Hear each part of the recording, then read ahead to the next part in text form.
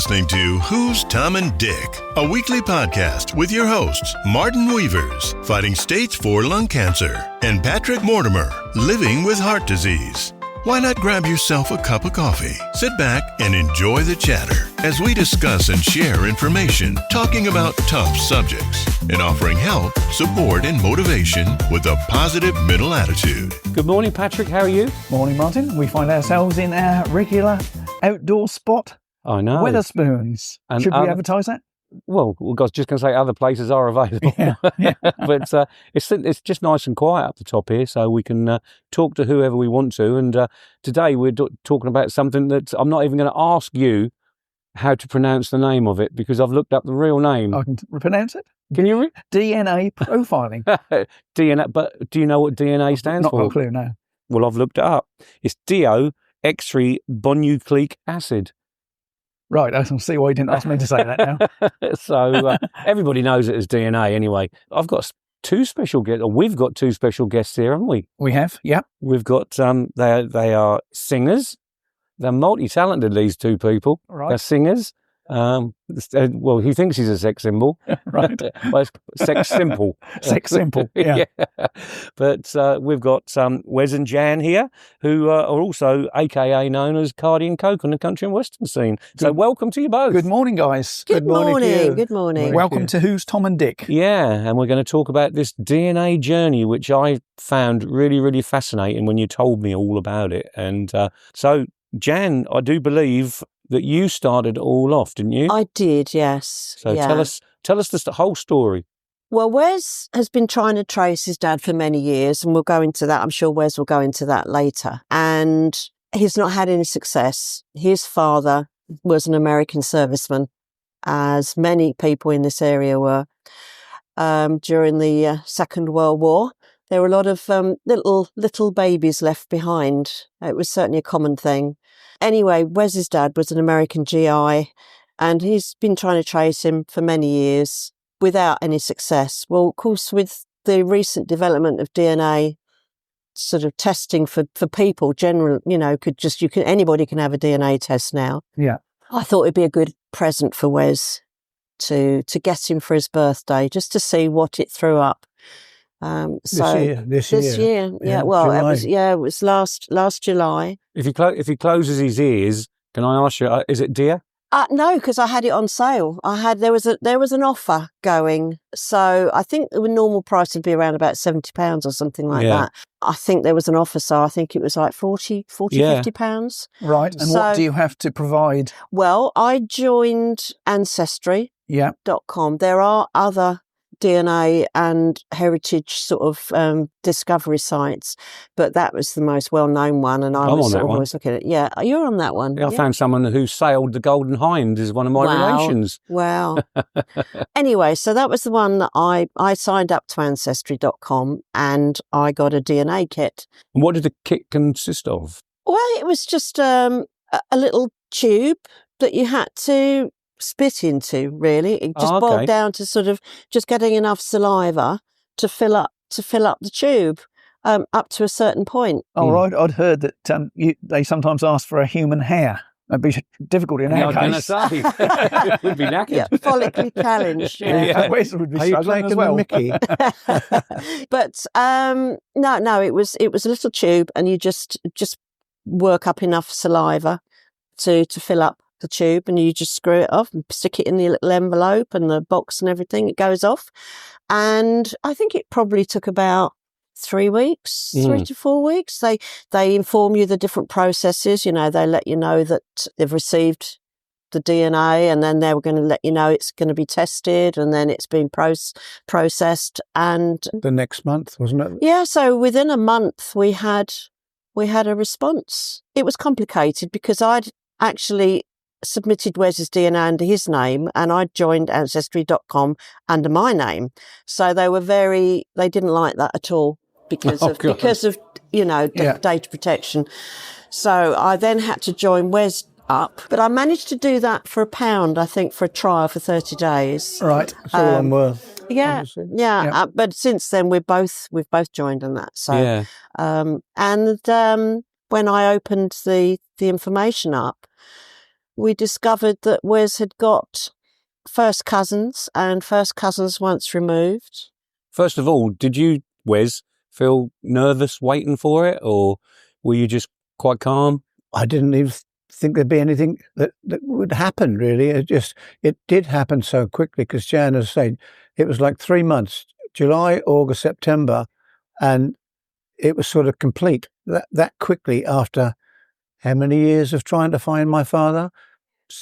50 or 60 years, yeah. A long time. Because you did have evidence of a photograph of your father. I had a photograph of him as a cowboy with a gun with his brother, and that was side view, and he was very good looking side view, like I am, and so I Same think nostrils. He's probably modest same as well, nostril, like you. modest, same nostrils, and so we only had the one picture. That seemingly is not important when you're doing the DNA. No, It's only. But I'm just saying that's the only evidence That's you right. had of him.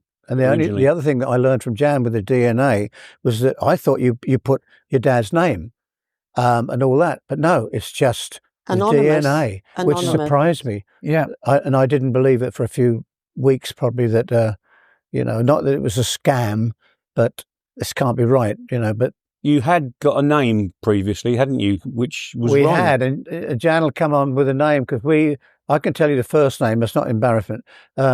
Neil was the name we were looking for. His first name was Neil, and I'd tried that for years and years, speaking to America at 2:00 in the morning, because there was a law passed by 2 English girls that they had to give you information about your father. And of course, we was looking up this Neil and had no joy at all. And the man I got in touch with, lovely man, he said there's 3 people stationed in England with that name. One was dead, and the other 2 were alive. That's all the information I could get in the end. If I had a signature of his name, which Mum had written on the back of the photograph, we didn't have that too much. But yeah. So you sent this sample off. Yep. You got the results back. Yep. And did it give you a list of names? What it did was it threw up the names of those people who had also done the DNA test that Wes was genetically related to. Right. So not all of them had publicly viewable family trees, because obviously people want to keep things private. There was one, her name was Ginger. There was one who was Wes's cousin first removed, which meant that her mother was Wes's first cousin. And she had a family tree. So of inspecting back on that and just moving on and just gradually taking it each step, I checked on the family tree, and there was a surname which was the same surname as Wes's father, but it wasn't his father. But obviously there was a family link. Yeah. And from that, I think we knew the brother's name, I think, was mentioned at some point, wasn't it? On the photograph. On the photograph, yeah. I think the brother, we've since found out that it was not the same brother, but we found that I sort of tracked back and did a lot of research, by looking at the names on the family tree and then just Googling them, really. Yeah. And I came up with the name which was the name that was familiar to Wes. I think the name was Charles, and that was the DNA connection, Ginger's grandfather. Ah.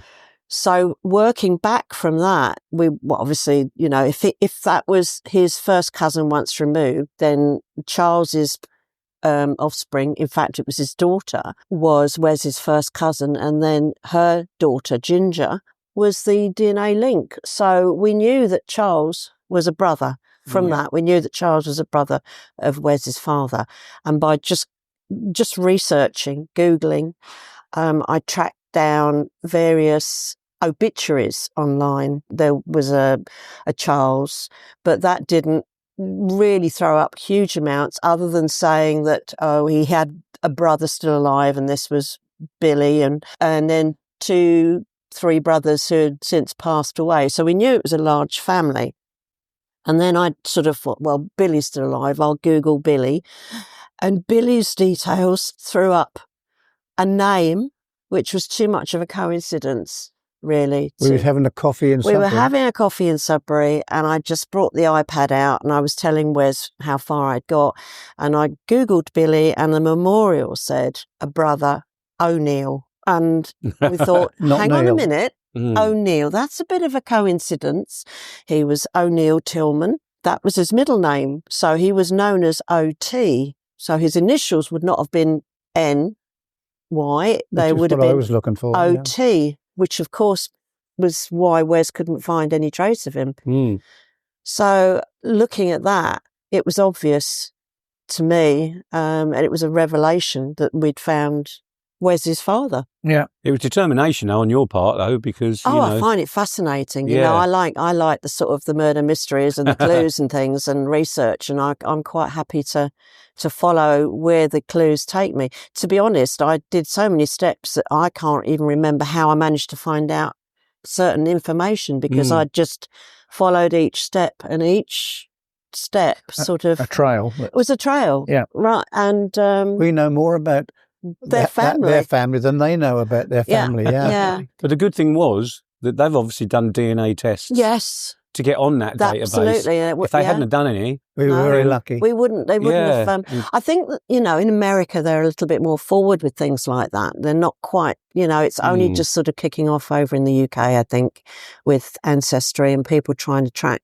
relatives. But in America, I think, you know, these were sort of done probably before COVID even hit. Yeah. So I think the thing that came out of all this, of all the years that I tried the normal ways of trying to get in touch, and because the two girls who got the law passed, that they had to give you information about it, was how quick DNA, if anybody's listened to this, quick with DNA, you might be able to find somebody quicker than 50 years. And near enough in 3 months, which is what Jan did. yeah. Right. yeah, because you can wait all your life like you have, and then you've done it in 3 months. That's right. It was, I mean, we're still finding out things now. I mean, by sort of Googling the name, I mean, also there's a lot of tools on Ancestry which you can use, like you can check the census. Certain censuses have been opened up.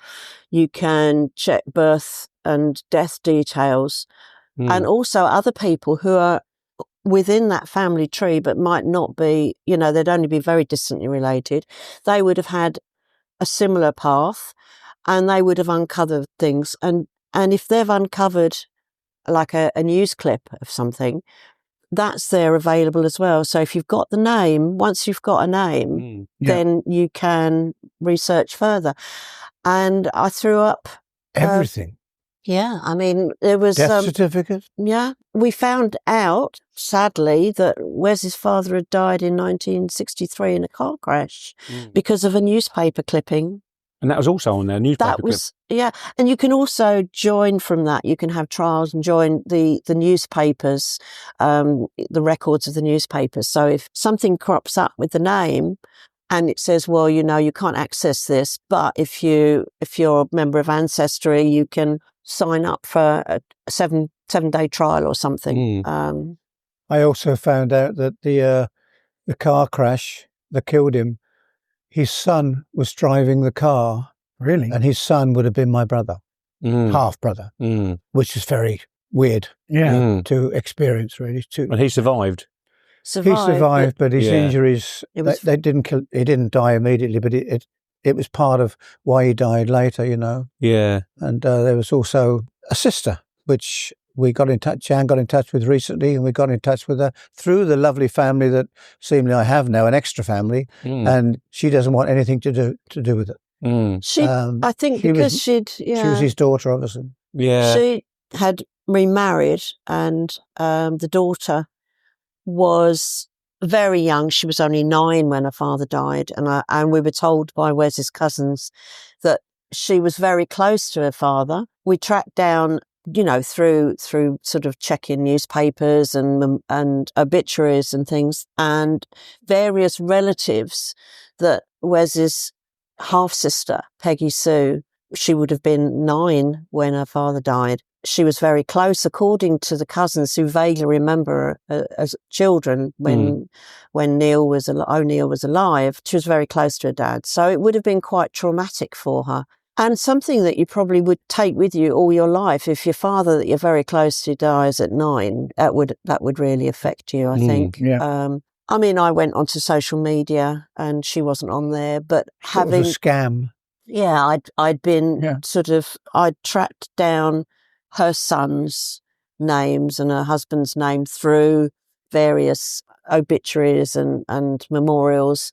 But although I messaged the son and I managed to find records of their phone numbers in America and I emailed her and rang her, we didn't have any response. It was their family, Ginger, the first person we got in touch with, and she didn't even accept that Ginger was family. Really? Yeah, she thought it was a scam. That's what she's going to live with. She doesn't want to know anything about it, which is quite sad. So she'd be nearly 70 now, I suppose. She'd be in her 70s. 70. She's 70. Yeah. So because we don't believe that O'Neill's wife remarried because her name is still the same name. They'd moved back to the state where they'd originally come from, whereas the rest of the family were in the neighbouring state. And I suppose just lost touch, really. It's probably a long, long time since she'd been in touch with anybody. Once her mother had passed away, which would have been in the 80s or something like that, that was probably the last time they'd actually had a lot of contact with her. The weird thing about America, because they come from Tennessee, which is the Bible Belt, Arkansas, that's where I knew Mum had told me Arkansas. But my dad moved to Chicago because there was no work down in Tennessee, in that area. Yeah. So Ginger, who we got in touch with, she was born like 20 years later. So she knew she had a granddad, but she didn't know anything about O'Neill. And that's the weird thing about America. I think when we think of, I don't know, London or Scotland, something like that, but 4 hours to them or 5 hours it's just it's okay. But so that's the hard thing to get used to. He was miles and miles away from where he originally lived. I think you have to remember that we're going back to the 1940s here. Absolutely. Yeah. And the thought of a baby out of wedlock was totally different to what we think about it today. Yeah. Yeah. Well, what happened, Pat, was that when Mum and my nan went to Wormingford with child, with a handsome young boy, they didn't know was going to be a really handsome sex symbol. He'd gone. They'd got rid of him because he obviously, I don't know if he told them but they found out, and he was then, and even on his certificate, England was not mentioned where he was. It was Germany or something. He was posted in Germany. Not in England.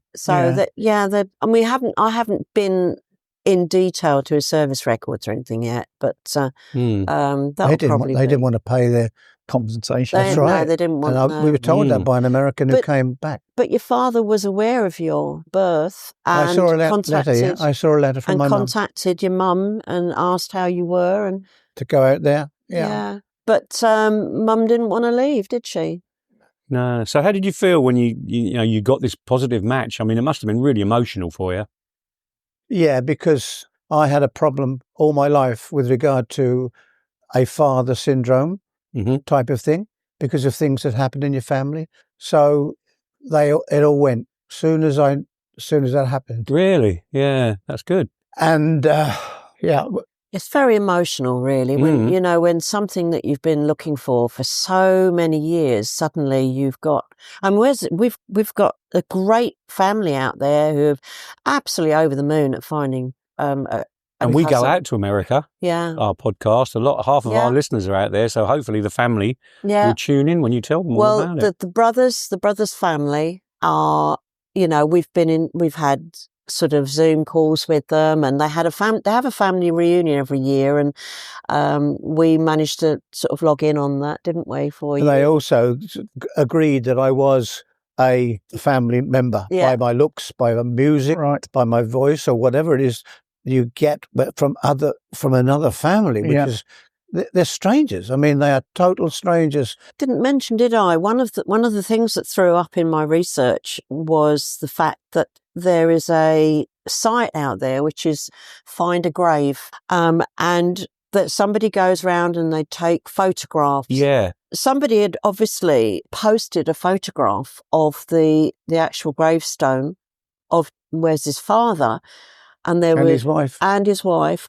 There's a photograph of him on there of what he looked like. So instead of side view And with a gun in his hand, I you got a can- front view of him. and front. absolutely see a family resemblance. Very handsome man, like his family, really. I don't know why you needed a DNA check, really, if it was so. You know. It was obvious in the end, wasn't it? And when you kept saying his name was Neil, I kept thinking, the reason you ain't found him is because he's on the moon. Neil Armstrong. But That's right. That would have been a nice that'd be- find. Yeah, Yeah, that'd be fantastic. There is quite a few O'Neills, which is I did ask a friend of mine called Daniel O'Donnell, and he said there's like second names for Irish O'Neill, but as a first name, it's very unusual. Yeah. I don't know what you call him, O or something. Yeah. Hello, O. I don't think I know an O'Neill. No, No. but out We do there, now. you Yeah. see. I mean, when I look. I mean, also the other thing that comes up is the genetic regions of the regions of where Wes's genes have been, and a lot of them are Northern Europe. So there's Germany in there. So, Jan, what's the difference between DNA profiling and DNA sequencing? I knew you'd ask me that, you ratbag. I think. You got his name right. Yeah, I think profiling actually links you to a particular Individual? or individuals that you are directly related to, and sequencing will take you through More detailed elements of the DNA. When we're talking about DNA profiling, did you know it was founded by Alex Jeffrey, and they used it to trap a killer called Colin Pitchfork?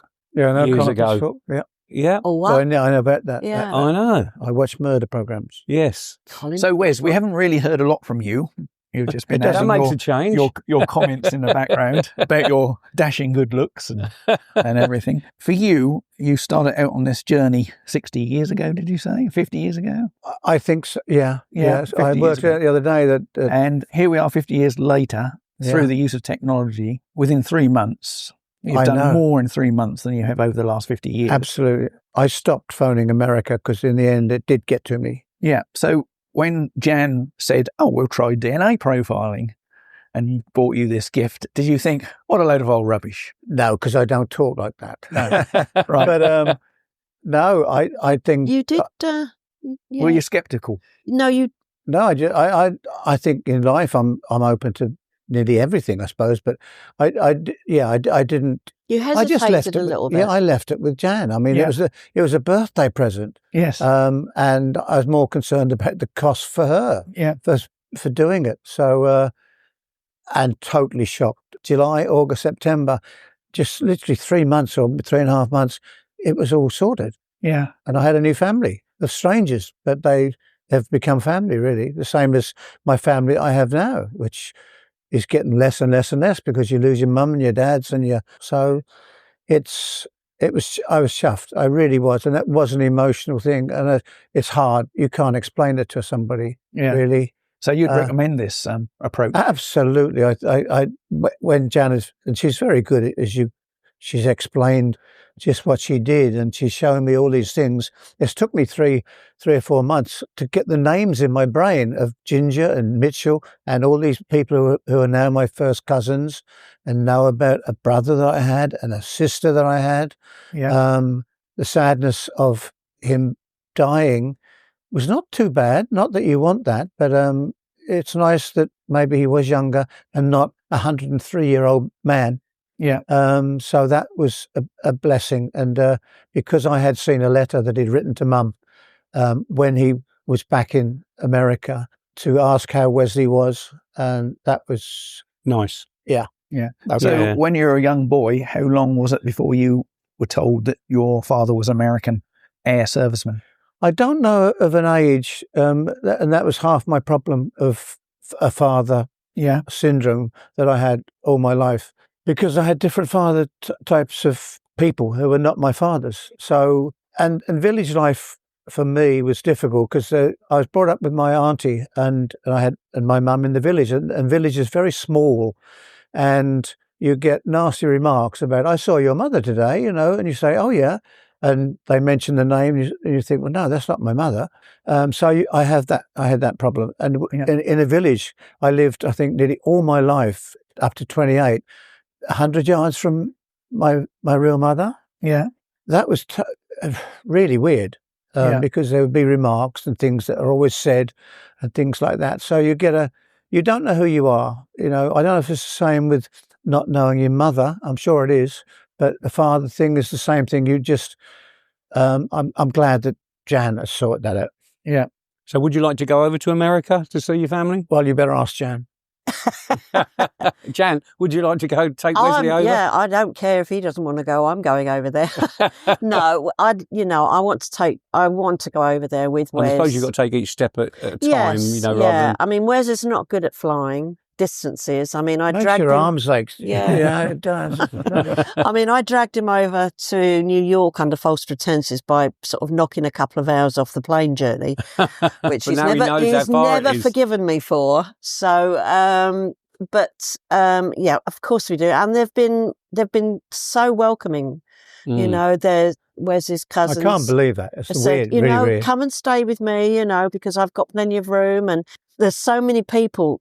The relatives, the family, that have just taken Wes to their hearts. And not just Wes, his daughter as well. Wes's daughter is, in fact, she's probably got a better relationship with them now than you have. That's right.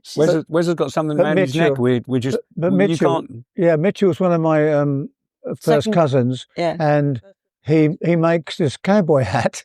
Right. And he made a load and he sent them to me. So it's just a little thing, It's a coin, an American coin. So for the listeners, it's a little... It's a cowboy hat. Yeah, cowboy hat. Made out of hanging around Wes's neck. Copper dollar. Yeah. A dollar, yeah. And that was $1, makes made of a dollar. Oh, okay.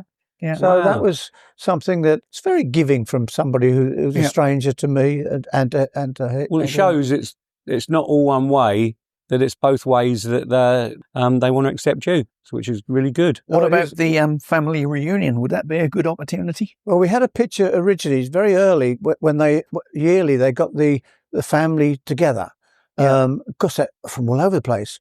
And so I got a picture, and we've had a Zoom, whatever you call it, on that day. So I spoke to a few people that I didn't even know then, but now I know them now. So I got nearly the whole family, and they come from... Would that be a good opportunity to go to that? I think they would like us to come over in warmer weather because they generally have their reunion sort of November time, is it? Yeah. November. So, but the kids wouldn't be interested in a 79-year-old sex symbol, would they? They really they wouldn't. But they're lovely. One of them's called Wyatt. One of the sons is Wyatt. Got some right American names, haven't they? Oh, absolutely. They've got some unusual names. But so. It's the grown-ups who I've become friendly with, I see the children sometimes when we're talking on the phone and seeing them with the Zoom, and they just come up, and he's 6'6", I think, Wyatt. Wow. He's a big lad, yeah. He just says, hello. And so we're friendly with the grown-ups because we're grown up, I suppose. Yeah. Ginger... she's the same age as your daughter, isn't she? Yeah. So they have a good relationship and message each other. And in fact, you forget about that because obviously your daughter has now got another family, hasn't she? Yeah. She was in fact the person who Ginger got in touch with, and not me, to say that Peggy Sue, who was my sister, didn't want to know because Sammy sort of, like Jan, she sort of checks things if they're okay to say to me, as if I'm a child. Yeah. And I'm not a child anymore. So the future is looking good then? Well, it's nice, and I've watched many of these programs on television where where it's very emotional when they put a father together or a mother together with a family, and then the next thing you hear is that they haven't got in touch. A bit like date program on television, Yeah. But I hope it'll be a success. I can't see any reason why not, because we have a lot of things in common with the majority of the people. Well, I found that quite interesting, didn't you? Yes, I did. Quite. Very interesting. Very interesting. Yeah, very interesting. I Thank you for sharing your story. And I'm sure everybody, it's not, one thing we have to point out is it won't work for everybody. No. Because you have to have it both ways. You have to have somebody, in the family who's also done that test for it to link to. Wes has been really, really fortunate. I would imagine that if your relatives are criminals, it would work really well. A friend of mine found his father, and his father was dead, but I think he had fathered a couple in England, and he met one of the sons, I think, because he'd fathered quite a few sons in America as well, and I think a couple of them had been in prison, and so that is the problem. Yeah. But yeah.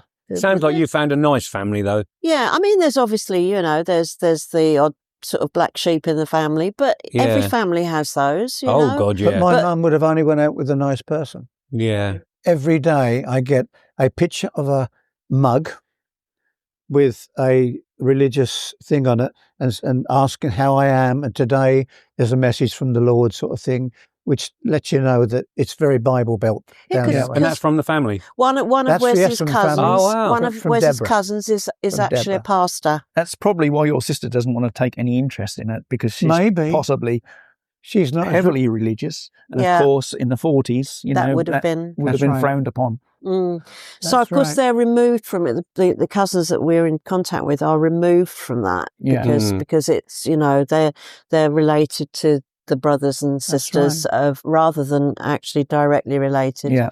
Via I think the closer you get to the father, the more resistance you would find, wouldn't you? Yeah. One of them, Mitchell, said the other day in a text, "I've just read the Bible from front to back." And of course, my name is John Wesley. I'm Methodist. So I don't know where, But that would have been by your mother. I asked for many years, was I named, because that was an American name then. Now it's a bit more common. He's in the government, isn't he? Wesley somebody. But, and nobody seems to know who named me, whether it was one of my mums. I don't know, I never found out, but it does seem a very coincidence. I just find it all so fascinating. So, and well done to you, Jan. So the next stage really is to delve into the military records. I'd like to go into that. You will find a lot of information there, won't you? I think, I will do that. You'll have to come back on and talk all about that when you find any information. I don't know how easy it is to get into military records, but it's quite easy to get into English records. I'd have to. I mean, so it's a different thing out there, but I think I'll have to look into that a bit more. But I find it absolutely. You don't know which base he was stationed at. Wormingford, yeah. It was at Wormingford, wasn't it? Yeah, and as far as I know, he was. I don't know what the area would be, transport and things like that, because he went, he had some sort of illness or something, and he went to Acton, where I live now, into the Acton Hospital. The hospital there. And I think it was the last thing that was pulled down before they built these houses now. Well, you say that, but my wife's grandfather owned part of the Acton Hospital. Really? And it's still there. And it's the old Wally's calf. Absolutely positive. Wally's calf? Wally's calf was part of the Acton Hospital. Well, I didn't know that. And Wendy's grandfather owned that for many years. He bought that in the 60s, I believe. And wow. You'll be taking a visit around there then, Wes? I've been in once. I didn't. Yeah, I went. Well, that's a new one you can add to your. Because you went to the airbase, didn't you, as well? Wormingford Air Base, which is a gliding club I walked up one, I think it was a Father's Day. I thought I'm going to walk up there, and it was quite emotional. This was before I knew anything about this. Yeah. I wrote a song about it as well. When you walk with me. Yeah. Well, thank you both for coming on. Yeah, thanks very much. It's been brilliant. Really and I've enjoyed it. Yeah, and well done to you again, Jan. I know I've said well done. So. That was fascinating. That was a fascinating story, and I believe that this DNA sampling is, I don't know. Can you remember what it stands for, DNA? I haven't got a clue, but I was a little bit sceptical about it because, when you pay these sort of fees out for this sort of thing, as Wes says, that could be a scam. You hope it's not a con, yeah. But it's proved us wrong. There'll still be people in Suffolk here now, in this area, who don't even know about this. who they still might be looking for their father. Yeah. Because they couldn't get any joy but they can with DNA. Well, thank you both anyway. Yeah, thanks very much, you. guys. Thank and, you. Thanks for taking part. Thank you. See you next week, guys. Yeah, thanks for tuning in, everybody. Bye. Bye. You've been listening to the Who's Tom and Dick podcast with your hosts, Martin Weavers and Patrick Mortimer. If you enjoyed this episode, please subscribe to the show on Apple, Spotify, or your favorite streaming platform. New episodes are available every Friday. Thanks for tuning in.